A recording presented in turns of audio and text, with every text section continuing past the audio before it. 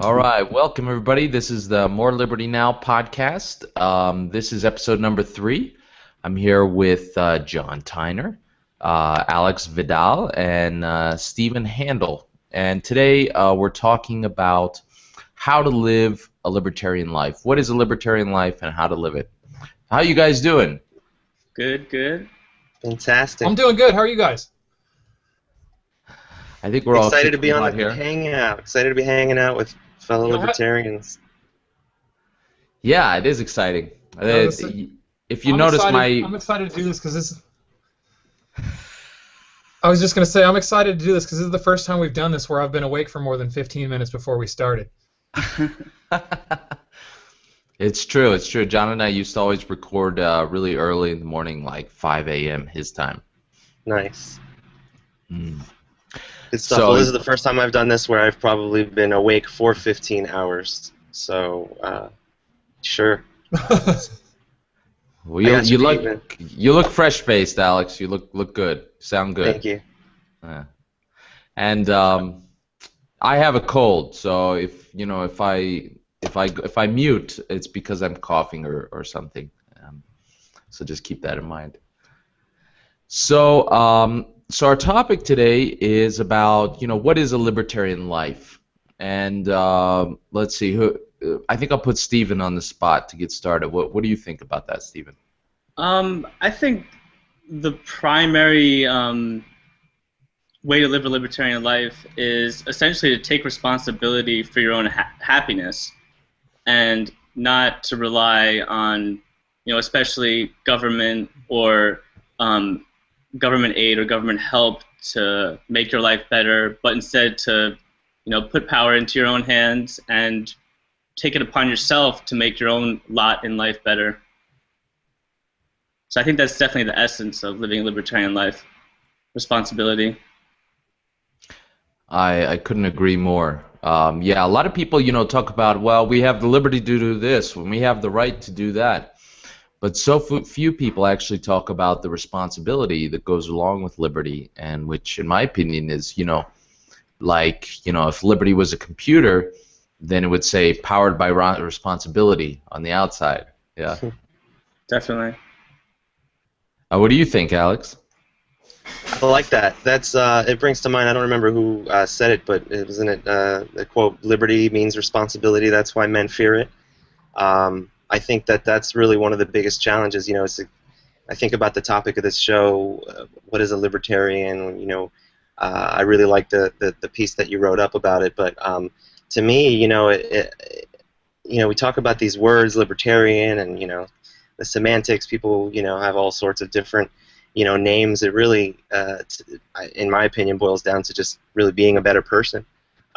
Taking care of yourself, and then, if you can, taking care of the people around you. That's really the essence of it to me. So I think Stephen put it well. Responsibility is really kind of the overlooked virtue, if you will. Mm-hmm. Yeah, amen. John, you want to chime in? Far be it from me to disagree with either of these guys. I think they both nailed it pretty well, and Stephen got lucky getting to go first and show us all up. I think the only thing I would add to that is the only thing I would add, there's certainly the responsibility is a big part of it, but I think there's a certain, for me at least, there's a certain live and let live attitude that kind of goes along with it. Other people's business isn't really my business. It's not my place necessarily to tell them that what they're doing is necessarily right or wrong. What they choose to do to be happy, so long as it's not getting in my way, is really not a whole lot of my concern. I think that's a big part of it for me. Yeah, I definitely agree with that. I think that the other side of the coin is knowing what's not your responsibility. I guess what's someone else's responsibility or someone else's right. So I guess not meddling with that. Like the other side of the coin, you taking responsibility, but also knowing what's not your responsibility. Yeah, that's exactly it. Yeah, like I said, I like to sum it up as live and let live. Although I think that at some level we really are kind of responsible for other people, and we should kind of be sometimes poking our noses into other people's business, to put it in a controversial way. And I think that's what the free market is about. Just one little tiny little bit. And I think that's what the free market is about. It's about kind of sticking your nose into other people's business and saying, hey, what do you need? What can I do for you? You know, how can I serve you? And out of that comes the best products and services, and that's what grows the economy. I'm not going to disagree with you on that point. I think we're not necessarily saying the same thing, though, or using that phrase in the same context. I mean, when you go and you say what do you need kind of thing, you're not necessarily getting in people's way, which is kind of more of what I'm talking about when I say live and let live. I mean, it's not really my place to go and tell somebody, hey, pick some random law that doesn't bother somebody. It's not my place to go tell some guy, hey, smoking pot's bad for you. You shouldn't do that, or physically stop him from doing it. I guess I can certainly tell him I think it's bad for him, but I'm not sure that those two are in the same ballpark with each other. Mm-hmm. I'm just trying to start a fight. I know you are. Try harder. So what do you you think? Want to give it another go, George? Yeah. What do you think, Alex? Well, it's really two sides of the same coin. Providing goods and services is being a part of the marketplace is a responsibility, right? Because how else are you going to provide for yourself unless you're out there trading or providing some sort of service or something, which is trading. So I think it's oh man, Bitcoin just dropped below 400. Sorry, guys. Oh, no way. Sorry. I'm sorry. I got to put this on pause and contact my Bitcoin broker. I was just about to say, stop the show. Let's all go buy. Time to buy. Yeah. So, but what you said earlier, Alex, about self-improvement and just being a good person, I think this is very true. And I think that some people would say, wait, that has nothing to do with liberty. Liberty is about, the use of force and when I'm going to shoot the mailman and when I'm not, But I don't know how to tie it in exactly with liberty. But I do think, I feel very deeply that, my interest in liberty, my enthusiasm for it, really my passion, is just part of my whole thing about being a good person and living the best life and living the most ethical life where, I'm treating other people right and I'm demanding, of myself, but also of others, in its own way, that I take the most advantage of this life that I have, that I pursue it to the max, and that I'm not going to accept anybody getting in my way. And likewise, I don't want anybody to get in your way. I think that's great. Sorry, go ahead, Steve. I was going to say I definitely agree, and I was going to add that oh man, you can go ahead. Actually, it's just not like I said. It's not because George adds a good point. What I said earlier is that it's about being a good person, but it's about being the best person you can be. Being a good person is then that's something to strive for, obviously, but being the best that you can possibly be, that's really, I think I heard you say, George, in a previous episode, something about shooting for the stars, and then this way you'll land, that's in a really on the moon. Recipe for success, right? So, yeah, I'm glad that you brought up the way we interact with each other. It's not just about responsibility, free trade, all these, libertarians love to talk about economics too. But of course, I know at least most of us are into peaceful parenting, and that's something I was actually getting into good conversations with last night at my local Broward County Libertarian Party. We have monthly meetings, and we have a good mix of people coming out, and peaceful parenting gets brought up, and some people are interested in talking about it, some people are not interested in talking about it. But it's people get really uncomfortable when you start talking about the practical things of the way that you actually live your life and changes that you can actually make. I guess the responsibility ties into that, but it's the way that we treat our friends and family. Nonviolent communication is something I'm really working on myself. I mean, self-improvement and self-knowledge is something that I think we all need to be striving for as libertarians. We're supposed to be examples, you know, and what is it, Stefan Molyneux says, you know, what if libertarians had to be able to point to an example of, you know, we are the most, you know, non-aggressive people, well, how is that going to happen? You know, so peaceful parenting obviously plays a huge role in that. Yeah, I'm glad you brought that up, Alex. Sorry, I was just going to say I'm glad you brought that up because I think that's a huge part of libertarianism, and at least for libertarians that have kids. You know, I think one of the best things we can do as libertarians is teach the next generation of libertarians, and I think the way that starts is you don't teach your kids not to be violent by hitting them, you know, and screaming at them and, you know, basically being violent with them. Right. Yeah. I mean, it's really in the headline news now this past week or two because of that NFL player and that story. So, you know, it's interesting to see these conversations now, you know, being discussed on social media, and you know, after, you know, I don't know, I get into some, you know, people get very, you know, offended when, you know, you start using words like abuse to something that they just think is completely normal. So that's really, I think, one of our biggest struggles in you know, defining these terms, and equal rights for children is really going to be one of the biggest achievements that, you know, libertarians should be leading the charge for in this generation, because it's going to happen sooner or later. I mean, it is already happening. I just saw an article yesterday, I think it was, that was published in CNN by a guy, Ruben Navarrete, and I've heard his name before, but I'm not sure exactly where.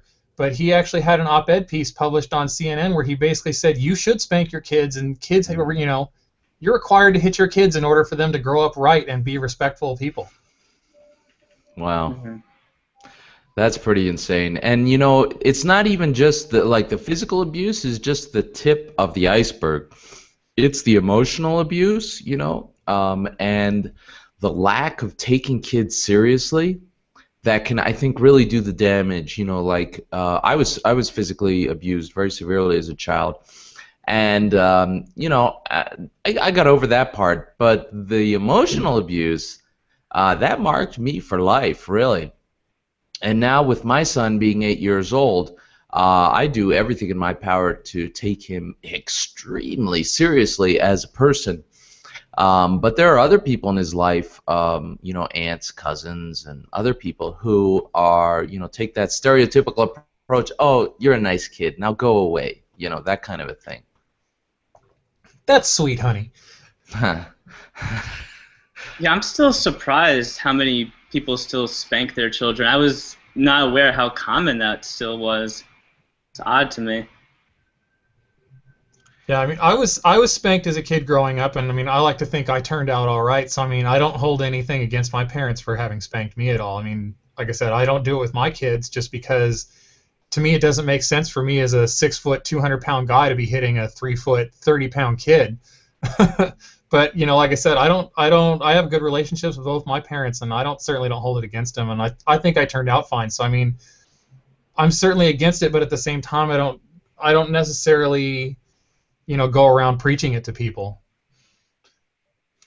So we've talked about some principles, you know, like you know, being the best person that you can, self-improvement, treating other people right, taking responsibility.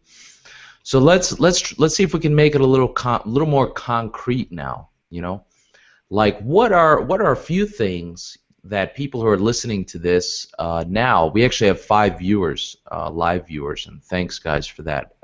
That's like, you know, when you start a new project, you're all nervous and whatnot, you know, and maybe nobody will listen. And I kind of got over that because I've been doing this kind of stuff on and off for a while. But, you know, you still have kind of, you know, that's like a real shot in the arm when you have live viewers, and also when people comment on the podcast and all that. But so the people who are listening live and the people who are going to listen to it later, what are a few things that we can tell them that you can do tomorrow to kind of, you know, live a more libertarian life, or even, you know, not that kind of abstract of a goal, but live a better life maybe tips or tricks, or because all of us came to libertarianism, I think, one way or another, because we're looking to have more freedom in our lives. We're looking to have better lives. And so what are some, and there's a lot of self-help kind of stuff out there, but none of it's geared towards really libertarians. And so what are some things that we can tell people about how to live better lives, live freer lives, whether that's financially, emotionally, spiritually, physically, that they can start putting into practice, or start thinking about putting into practice, 5 minutes after the show, or tomorrow, or on Monday? What do you guys think? I hate to say, stop using your credit cards or save your pennies or stuff like that, but I hate to say that that's a libertarian ideal, but I think in a lot of ways it is. I mean, if you don't want to be dependent on someone else, if you don't want to be dependent on the state in particular, I mean, you've got to live within your means. I mean, I think that's generally good advice anyway, but I think that's a real good start. Well, we are capitalists, right? I mean, libertarians, generally speaking, most of us are capitalists. And what is a capitalist but a person who builds up capital and who then puts it to work for them? And I can say, I grew up pretty poor, and then around age 30, I had some capital built up, and I started a business. And I can tell you, my life did like a 180 right then, because suddenly, I was my own boss. A lot of my money was working for me in the form of assets, computer servers, really, 24/7. And I put some of my labor, actually quite a bit of my labor, in there with it, and the returns were impressive. And I see a lot of libertarians living kind of day to day. Kind of like, this opportunity fell through, I have these debts, and I don't know what I'm going to do. And so, that piece of advice is that you just gave, John, I think it's extremely overlooked. Yeah, I think it can be very freeing. I mean, even if you don't necessarily put your capital to work for you per se, I think it can be very freeing just to be sitting on a fair amount of savings. I mean, you can afford to make decisions that may be risky, but that may have that have a decent chance of vastly improving your life, knowing that you can fall back on that. Amen. For sure. I mean, right before we went live, we were talking about my mic quality is pretty decent, and I only spent like $18 at the Radio Shack, and I really wanted to get that blue mic. They had it there for $50. They had the other one for $100, but priorities, man. It can wait. When I have my own show like George, then I'll make the investment. John is feeling very jealous now, because up until now he had been the person with the distinct honor of having spent the least amount of money to have the most, to have a baseline acceptability level of quality of the microphone. So that's why I'm so quiet now. I'm plotting my nonviolent revenge on Alex. Stephen, what do you think? You want to chime in? I mean, something concrete. I mean, I guess as far as self-improvement is concerned, I would definitely, I think libertarians should know, cognitive behavioral therapy. I think anyone should know, like, the tools of CBT, tools related to emotional intelligence, and, anyone, not just libertarians, can benefit from just learning psychological tools and exercises you can actually practice on your own to improve yourself and improve how you think, or how you deal with your emotions, or how you deal with your relationships when it comes to social psychology and whatnot. So yeah, I think all those tools are definitely important. And Stephen has some resources you want to throw out real quick? Stephen actually has a website, theemotionmachine.com. I think he may have more than one, that I read from time to time, and I found it quite interesting. Any other resources you want to mention, Stephen? Well, I mean, besides my website, obviously, where I've been writing on it for like 5 years now, so there's a lot of resources there, and I have some free ebooks and whatnot. I also, when I think about self-improvement and libertarianism and like the connections between them, I think a good person to go to is also Nathaniel Branden.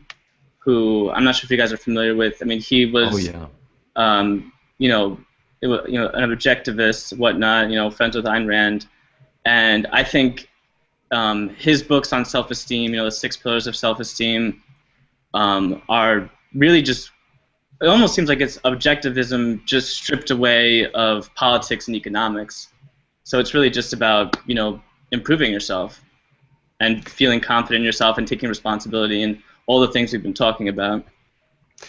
Yeah, Nathaniel was, a contemporary of Ayn Rand. They worked together, and of course, they were a little closer than friends, but we don't need to get into that now. But he's on Facebook, and I'm friends with him, and he posts very interesting things every day, and he has a ton of books. I had no idea he had so many books, and a lot of them are on Amazon, and a lot of them are available for Kindle. I'm a Kindle guy, so I don't know if anybody else is, but yeah, Nathaniel Branton is awesome. I've heard his name. I gotta look him up. I just added him on Facebook. We'll see if he accepts me. But, no, I'll look into his stuff. And Stephen, your website seems like a really great resource. The Emotion Machine. TheEmotionMachine.com. Yeah. Yeah, I was looking at it the other day. How do you guys feel about like therapy? Have you ever done any therapy, George? Yeah, actually. Like with a therapist, like a psychologist. With a psychologist, yeah. When I was, I think, 10 or 11, my dad, did a number on me, and then sent me to school the next day. And so at school, they're like, "What the hell happened to you?" And they ended up calling the city social worker or whatever, and so they said, something has to be done, et cetera, and so somehow I ended up with this psychologist who's a really great guy, Dr. Gnaim, there in the Philadelphia area. He's deceased now, but that was awesome. He was such a great guy. He was such a great child psychologist. I believe he's internationally recognized, and I just felt so at peace talking with him about the difficulties I was having with my dad, and it was funny because I was taken there under the pretense that Dr. Gnaim was going to find out what was wrong with me, and at the end he was like, no, you're not the problem, it's your dad. And so that was just he was just such a peaceful, and he took me seriously. He listened to what I said, and then just the whole thing where he was like, no, this is not your fault. This is on your dad. That was super empowering. So that was my experience with counseling or therapy. Interesting. What about you, Stephen? So I noted. Oh, sorry. Go ahead, John. No, go ahead. Or Stephen. I've never been to a therapist actually, but I have nothing against them, obviously. Right, but you've read a lot of their books, so that's kind of... Yeah, definitely. And, I mean, there's been times where I probably needed to go to therapy and probably could still benefit from it, but sort of always been more of a person to just help myself. Right. What'd you want to chime in with, John? So I was just going to say one of the guys who commented on your invite said something about political parties. So I think there's something there you could probably talk about. Is it libertarian to get involved with a political party? Yeah, I was studiously ignoring that comment. It was so funny. All right, well then we can move on to something else.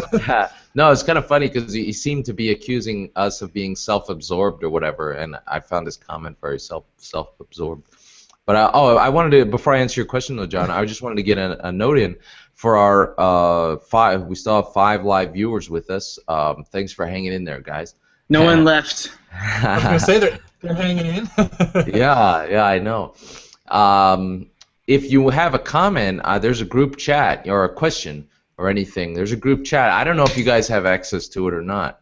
I certainly hope you do. I'm still a newbie with this stuff. But if you have a question, we would love to hear it. So to answer your question, John, For me, being a libertarian is about, kind of working outside of the government system. And so for me, I don't have that much of an interest in being involved with political parties anymore. But I do understand why other people. Oh, wait, were you referring to Jake's comment? Because Jake No, is no, actually no. really. Oh, the other guy, yeah. But Jake left a comment. Jake Whitmer Yeah. left a comment. He's a bright guy. I like him.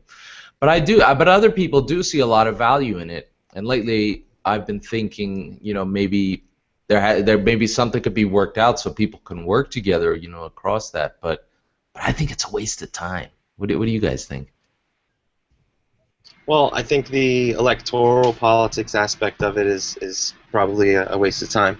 But I mean, as far as the community and networking aspect of it, I think there's nothing wrong with getting involved. Matter of fact, I'm involved here locally. I think I mentioned in my Broward County Libertarian Party, just because for me that's really the really only outlet down here in my kind of city and area that has libertarians that are getting together on a regular basis. I mean, if there was a different meetup group on Meetup, or maybe I'll end up starting something else, the local anarchist group or agorist group or voluntarist group or whatever, but I really don't care what it's called. We've got a guy who's running for office, and that's cool, I guess. But we've got people who are interested in having good conversations and doing different types of activism, and it's just really a networking thing, I think, for a lot of people. If you get too caught up in the candidates and all that stuff, it really can get you down, because there's not a whole lot of success in that area, it seems. But I think So, we're Alex, making I'm curious, inroads. do It's you not find... a reflection of libertarianism and the movement as a whole. Sorry. I was just going to say, I'm curious, do you find that most of the people at the LP meetings or the Libertarian Party meetings are involved in electoral politics? I mean, a handful of them get pretty excited about, the local candidates or the state candidates. We've got a guy running for governor, Adrian Wiley, here in Florida, and we've got, they volunteer their time, and they do the events, and they're doing something, and really for them, I'm not really speaking down to that at all, because they're just using it as an opportunity to get in front of people and have conversations on the issues, right? So. Oh, sure. I was just curious. I can respect, somebody who really gets into running for office and really puts a lot of work into it, and especially the people who collect signatures, because that is like harder work than, those fishing boats in the Bering Sea, that you see on Discovery Channel. The collecting signatures is drudgery. It's just pure drudgery. There's actually in Philadelphia, it's very similar to what you describe, Alex. Kind of the biggest libertarian meetup. I'm not sure if it's in Philadelphia or just Montgomery County, but it's the Libertarian Party group, and a lot of really great people involved in that. But anyway, getting back to the concrete question, I think that concrete ways to improve liberty. Something that's really helped me is Aikido and meditation. Aikido, which is a Japanese martial art. I don't know, I was always the smartest kid in class and all that, and it's not that I never did sports, but I wasn't that sporty, and so Aikido was really challenging for me physically, and I felt because I had to use like all kinds of parts of my body that I'd never really used before, and I had to coordinate, and do rolls and things and really complicated maneuvers, and so I found that to be very liberating physically for me. Just it got me more in touch with my body, and then meditation I found has been really gotten me more kind of mental space, more kind of mental peace. Have any of you guys tried meditation at all? Yeah, I meditate sometimes, yeah. I've been telling myself I need to start doing it for years. That's one thing I haven't taken my own advice on for sure. Yoga. I tried a couple times yoga on the Wii. But that's where I do my yoga. Yeah. I need to get myself into a beginner's course. It's called Wii Fit, right? Right. Yeah, right. Wii Fit. Yeah. Oh, I have that. I didn't know it had yoga. Yeah, there's like a pad thing that you sit on, and it kind of helps you stay balanced or centered or whatever. And it's cool, but I don't know. I really think I need to get in there into some beginner's class and really have somebody making sure I'm doing it right. I would just like Google image like a bunch of like postures or whatever and just Poses, do them. Yeah, you really need like a teacher. There's always YouTube, right? Exactly. I had a videotape, a VHS tape from Baron Baptiste a few years ago that was really pretty good. It was kind of a mix of yoga and aerobics, and it's just a lot of basic stuff. And recently I got this, I think it's YRG yoga routine, which is, I don't like it as much, but it's a good workout and it's not complicated. But on the question of meditation, there's a really awesome book called The Power of Now. It's an easy read, and it actually walks you through a bunch of exercises for meditation. Highly recommended. And also, even if you want to just try it now, there are a couple different ways. One way is to just sit quietly. It doesn't matter the position or where you are. Just sit quietly, close your eyes, and focus on breathing in and out of your nose and on the sensation of the air entering and leaving. And don't worry if you lose your concentration after a few minutes, or if you can only do it for 30 seconds or something, that's okay. You can build up over time. And there's another way where you sit quietly and you actually try to listen to everything. You listen and try to feel everything. And when you have thoughts intrude, it's okay. You just kind of watch them like they're on a TV, and you let them pass. So those two methods have worked worked well for me. It's interesting to me that this conversation has kind of steered itself towards like self-improvement and knowing yourself so much. I mean, I kind of feel like people who got on here thought we were going to tell them, join Cop Block, or go out there and start arguing with whatever government official you can find, or that kind of thing. That's funny you say that, because I've got my Florida Cop Watch buddies watching. And I think they were trying to ask a question about Common Core and what the libertarian position is on that. It's funny because people brought that up actually last night at the meeting in my county here, and somebody actually mentioned, because it was interesting, there was another county in Florida that all the parents got together, and they actually got the school board to vote to repeal Common Core. Or whatever, which is the state standardized this supposedly it curriculum. Really right it really the education suffers mainly as a part of it, but come to find out a few days afterwards the system came in and ate up their vote. Basically they did a revote or something, and how the corruption works. So people were bringing that up as kind of an example of trying to make a difference, but then the state comes in and it's like, yeah, we'll show you. It's funny that they called it Common Core and all. I went to the University of Chicago, and they're famous for something called Common Core, which is basically like kind of knowing a little bit of everything about all the different kinds of topics. And I thought it was a good idea there, but the way they're doing it, I think any kind of curriculum where it's handed down from on high and mandated and all that is going to be a fail.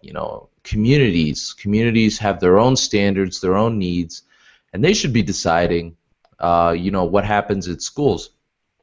And ideally, kids wouldn't even, go to school that much. I think the ideal kind of school setup is kind of like a cooperative where kids can go when they want, and what happens there is they have educational resources and kind of seminars and workshops and things on a very, almost like a community college kind of paradigm.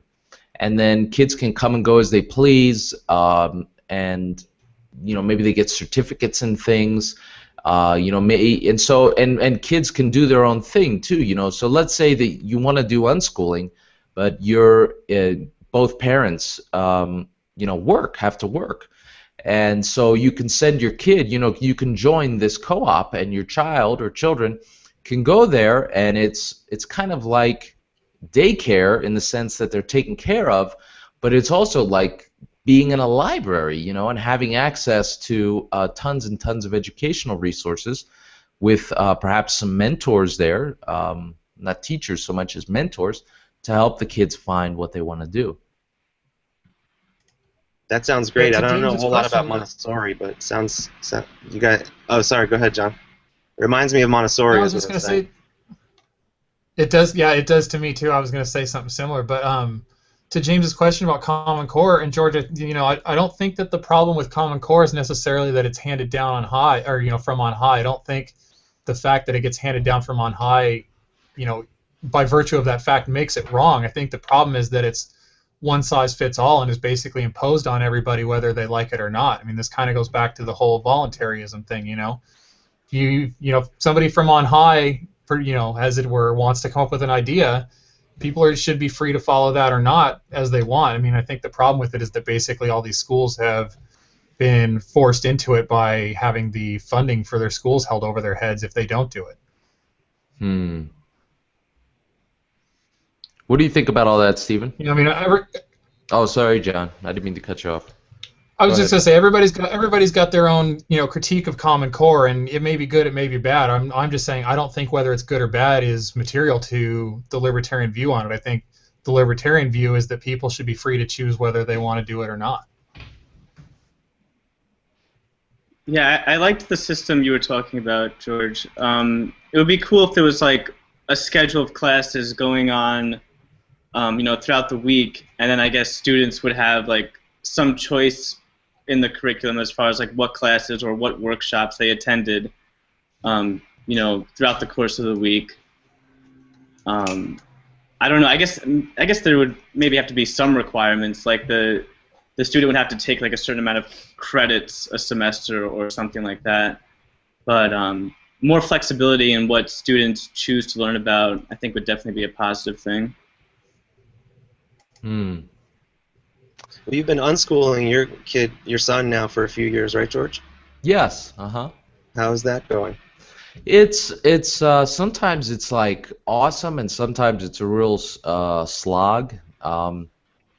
Basically, the way it started off was he tried school for a day. It wasn't really even school. It was just kind of like preschool. And he actually tried it for 3 days, and he hated it. And so I said, okay, well, I mean, it's not like you can't, you can do nothing. Let's talk about what you're interested in. And so he said that he wants to he wants to program a video game, because he likes video games, of course. And I said, okay, well, to do that, you need to know some math, some reading, and some writing. The three basic R's. That was kind of a softball for me. And so I got him some math books from Math UC, and we did some just simple reading and writing stuff, not really anything complicated at first. But then over time, we made a deal. We negotiated for certain things so that he would spend time on it, every morning or whatever. And in return, I would let him, use my iPad, and I would help him with other stuff and whatnot. And so now these days, we got a book. He was kind of lagging behind in reading, relatively speaking. So I got this book. I think it was 100 Lessons, to teach your child to read. And I said, would you like to try this? Yes. Okay. So I bought it, and we did it, and bam, that book was awesome. And now he's reading books for above his age level that I get for him on the Kindle from Amazon, and he enjoys them. He likes them. Like he I'll just say, okay, well, for the next few hours, just do whatever you want. Okay, so he picks up the iPad and he reads on there, and then he comes and shows me funny parts of it. And we're working on multiplication tables, and he's kind of like hit a point with math where he's really tired of it. So I said, okay, well, let's just, get the multiplication tables down, and then you can take a break for a few months. And we're also doing, he's reading Harry Potter and The Hobbit, and he's doing a little bit of geography, a whole bunch of different stuff. And then he's really into Minecraft, so he spends quite a bit of time on that. I'm curious, cool. George, when did your son pick up Minecraft?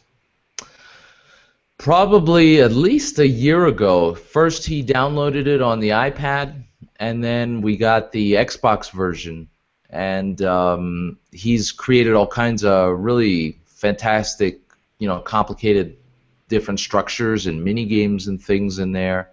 And we play it together, so it's kind of like a bonding thing for us too. Okay. Yeah, my son's got it on his tablet, but he just doesn't seem very interested in it. I was just curious if he's not interested in it or if maybe he's too young for it still. How old is he? He'll be 5 in about a month and a half. Oh, yeah. He might be a little bit young for it. It's definitely a complex game. Because it's like an open world game. So, for example, even my son watches videos on YouTube from other gamers. People upload their game sessions, and there have been even adults who have played Minecraft be like, what do I do in this game? Because it's such like a free and open world, you can do anything with it. So getting back to the concrete things, just one quick thing I wanted to say is I think it's really important for everybody, no matter your age, but perhaps especially for young people, to figure out what your passion is. This is kind of a very basic thing. What you think your life, mission or goal or whatever, what are you really excited about? For example, my son is really excited about acting, and he's sustained that for about a year and has been taking classes and stuff.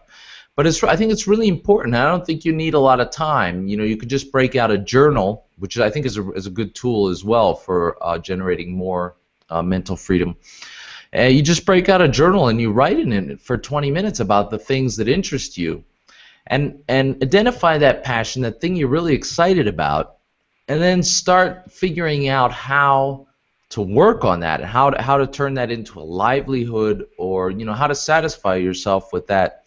And then I think the things like sustaining, your faith in yourself, and generating belief, because a lot of people say, I see a lot of people who are kind of aimless. They just kind of hang around all day, it seems, waiting for opportunity to fall in their lap.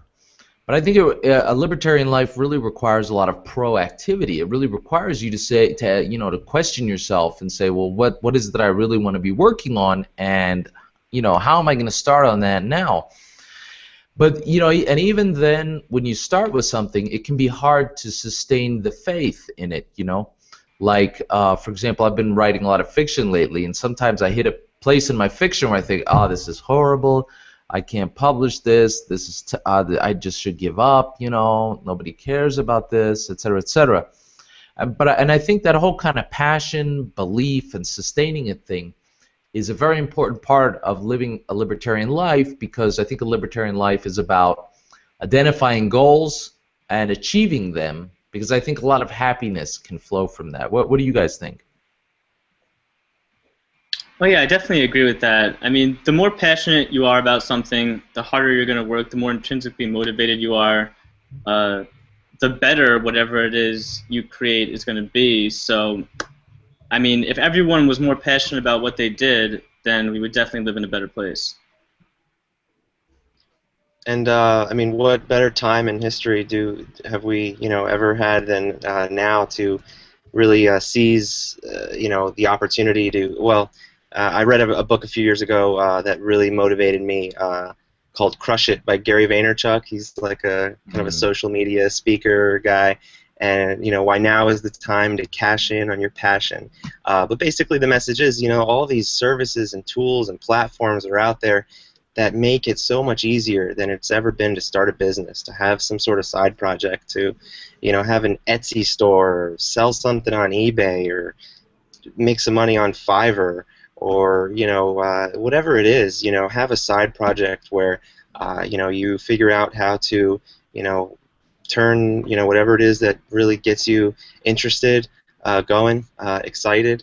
Turn that into an income source. Multiple sources of income is really the future. I saw an interesting quote that's said that having one job that pays all of your bills is so 1990 or something like that, which I thought was kind of true in a lot of ways. I mean, these people who, and I still, I kind of work in corporate America. I've got a full-time job, but I do some freelance stuff on the side, and I figure out how to make sure I don't have all my eggs in one basket, because I think that's just I don't know, more towards the direction that I really want to be living as far as achieving real freedom and financial independence. I mean, I don't think that most people who work for some company who have a boss really want to be doing that for the rest of their lives. If they had the choice, they would probably start their own business, whatever that business would be, and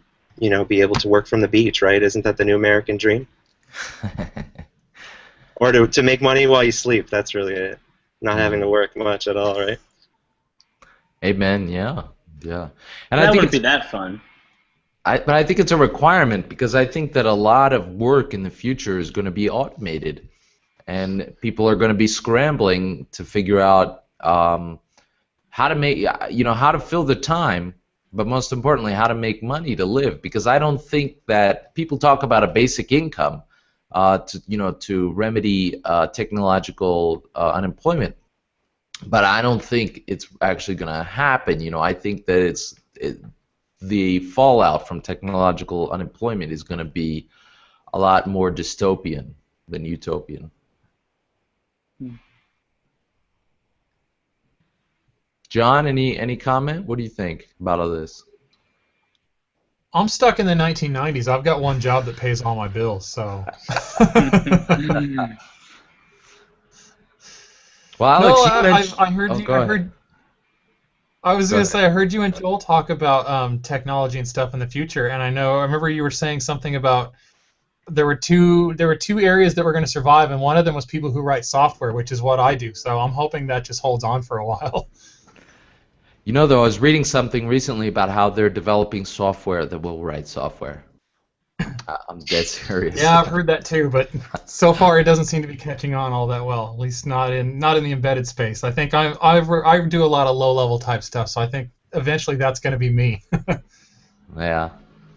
So, Alex, you mentioned a book that you read recently by Gary Vaynerchuk.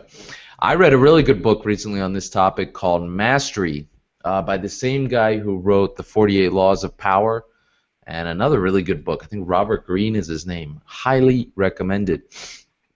And I think a lot of people can identify where their passion is, but then the part where you go, gee, can I really do that? I think that stumps a lot of people. Stephen, how do you think people can get past that hurdle where they feel like, I have this dream, but it seems unreachable, or, I don't feel qualified for it, or I don't think I'm really good enough for it, or, I'm afraid of success, or I'm afraid I'm just going to fail miserably and everybody's going to laugh at me. How do you think you build that belief to take that first step? Well, I liked what Alex said before about doing it on the side. You can't obviously just be one of these people that just abandons your career and just you put all your eggs in one basket. You think, okay, this passion, it's you're gonna live or die by it. I think you could definitely follow your passion on the side.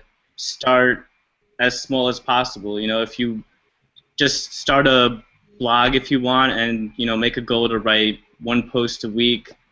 Or starting small, because you're gonna fail small, so that's not a big deal.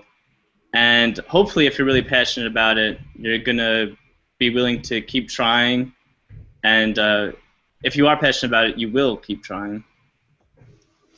I think your point about failing is very important, Stephen. I've said it before to some people, in order to succeed, you have to fail, and people were scratching their heads what the hell are you talking about, George? But I think it's very true. The people who, a lot of people start, on something, but then they fail and they're like, I just can't do it. I can't take it. I can't do it, and they give up. And even there was Steve Jobs. Saw a quote from him several years ago on this topic, that if people just keep going, more of us would have success. And I think that it's really true. You fail. You have to fail your way to success. You have to fail and fail and fail and fail and fail all over again. Try and fail. Because in failing all those times, you learn. You learn from your mistakes and you get better. And that trial and error method is really the only way. Some people think, oh, I want to do this new thing, so I have to go back to school, But, for example, when I started my business at 30, it was, basically an IT business. I was a history major in college. I didn't know anything about IT. And, in fact, when I was younger, people tried to get me interested in computing, and I just wasn't that interested. But I self-taught myself Unix, Linux, and all this other stuff that I needed in order to be a systems administrator who automated the running of more than 100 servers. Okay, so it looks like we have a question from Steve Besson. He says, what part of libertarianism do you think people have the hardest time communicating or defending to the pro-government types? Anybody want to give that question a shot? It's in the group chat if you want to read it again. I think it's the idea that taxes are theft. It's very funny to me because I've gotten into that argument with people, and all the time people tell you, no, you got to pay your taxes. It's the American thing to do. And what I always find very funny about that is as soon as their tax dollars are spent in some way they don't agree with, they're like, that's our money. And I always want to think to myself, wait a minute, it wasn't your money when you were telling me that you have to pay taxes. I think that's something people just can't get through their head. I mean, there's obviously the idea that libertarianism, the non-aggression principle, followed to its logical conclusion, obviously, negates the very idea of the existence of the state or government. But I think on a more practical level, the idea that taxes are theft is just, people just can't seem to compute that idea. Yeah, I sometimes wonder, honestly, if, making these arguments about how, the government is inherently evil or taxes are theft, I really wonder if, those arguments are ever really fruitful at all. Like you just said, it's so hard to get people to agree with that point of view if they don't agree, if they already disagree with it. And I mean, I've never even really had an experience of really converting someone on such a topic. So I feel like, honestly, sometimes I feel like arguing in general is just not really getting libertarians anywhere. But yeah, I agree with you. I agree with you about that example. Yeah, arguing can be such a drag. I've gotten into more than my fair share.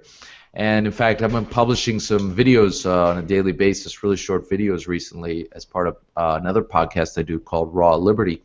And somebody said, well, the Constitution authorizes taxes, and that was their whole thing. The Constitution says it's okay, so it's okay, And I think that in school we were all taught that the Constitution is the be-all, end-all, the final thing, and practically handed down from God and not to be questioned. That's the final authority.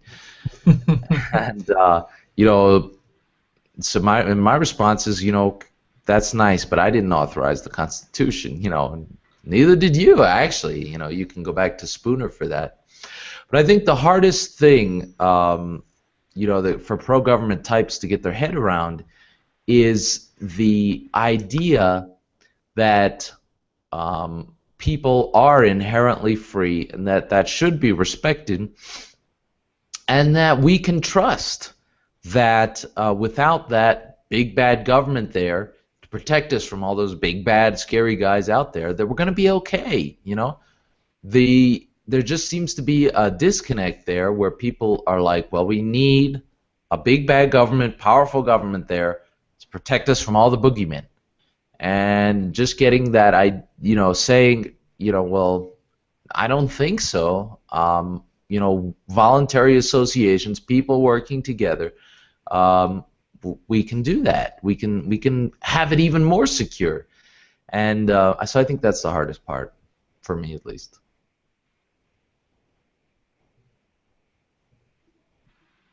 It's this entire conversation that it seems like we've been going for quite some time, but it's been very interesting to me because I think one of the things that it seems like we've more or less decided libertarian is not, or at least not the best way to go about living a libertarian life, is doing activism. I mean, it's not for everybody, and it has its place, I think, but it seems like, basically we spend a lot of time saying, you need to focus on you and, what you can do to improve your own life, improve your own liberty. It's not necessarily going out there and trying to explain to everybody else that they're not free and how to convert them to be free. Worry about your own freedom first and foremost. That is an awesome summary. Yeah, I think leading by example is probably the only real effective activism that we could do. Leading by example, building alternatives to the state.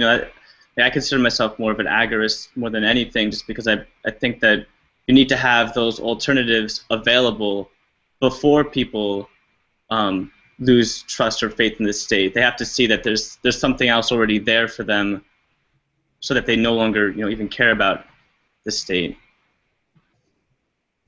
Let me bring something up, and great point, Stephen. What do you guys think about liberty in our lifetime? The concept of whether a stateless society or a free society is really a multi-generational project, or whether we've got any shot in hell at living it before we die. I think that if it doesn't happen within the lifetimes of the four of us, then we're just spewing hot air. And when people say, "Oh, it's a multi-generational," that's a cop-out. I think that's a cop-out. Because I don't think, frankly, that we, the libertarian community in general, has even barely even touched the surface of an organized effort towards achieving our goals, our common goals. So I think that we can do it a lot faster. And actually, that's one of the things that motivated me to start this podcast. My goal with this podcast and the morelibertynow.com website is, okay, we've talked about it. We've had lots of people for many hundreds of years talking about the principles. A lot of us have the principles down pat, and we're good arguers and all that. But all right, let's just freaking do it now, Like, what's the next step? Step 1, step 2, let's do it. I like that.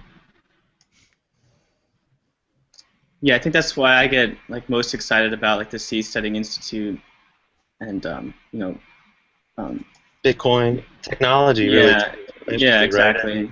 When we talk about Common Core and improving the state education system, I'm like, have you guys seen the gamification that's out there to be able to learn? Have you guys seen all the free courses that are out there? Have you guys seen all the companies that really don't care whether you have a degree or not, or aren't going to check to verify, because definitely. It doesn't really represent, what you're capable of. And again, I think there's a lot of value to going to college, and I know, George, you went to one of the best ones in the country. I'm always pleased to, surprise people when they ask me, what college I went to, and I tell them I didn't go to one, because everybody just kind of assumes, that you went to school, but it's not. It's a new generation. I don't know, Stephen, if you went to college. Yeah, I went to college. Yeah, okay. It was okay. Yeah. All right, well, this has been a really awesome conversation. I've really enjoyed it. Anybody want to get in a last word? I'm good. Don't go to college. That's my last word. The uncollege thing looks really interesting. Uncollege? Uncollege, yeah. That sounds interesting. Yeah, it looks pretty interesting. All right, well, so let's wrap it up. Got a question about the More Liberty Now podcast? Tweet at More Liberty Now, or with hashtag More Liberty Now. You can also send an email to questions@morelibertynow.com. We love the hard questions, so don't hold back. If you enjoy the More Liberty Now podcast, you can support us at morelibertynow.com/support. Your support enables us to pay the bills, provide a higher quality podcast, and reach more people with our practical and inspiring messages of liberty. I'm George Donnelly. You guys want to say your names real quick? And if you want to plug a website, feel free. I'm Alex Vidal. And thanks for having me, George. And have a good night, guys. Great pleasure. Yeah, thanks for having me. Steven I'm John Tyner. I'm unaffiliated. Just Steven from themotionmachine.com. It's nice chatting with all you guys. It's been a real pleasure, and thanks also to James and Steven Besson for those questions. Questions are really awesome. I really love questions. So thanks again, guys. This has been an awesome conversation. It's really overwhelmed my expectations, and I'm looking forward to sharing this with the world. I will talk to you guys again soon. Have a good one. See you later. Peace.